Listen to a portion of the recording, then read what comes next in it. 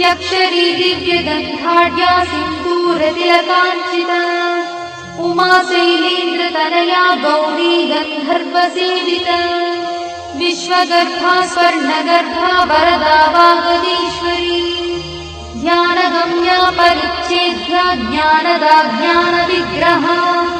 सर्ववेदान्तसंवेद्या सत्यानन्दस्वरूपिणी लोपामुद्रार्चिता लीला क्लुप्तब्रह्माण्डमण्डला अदृश्यादृश्यरहिता विज्ञात्री वेद्यवर्जिता योगिनी योगदा योग्या योगानन्दा युगन्धरा इच्छाशक्ति ज्ञानशक्ति क्रियाशक्तिस्वरूपिणी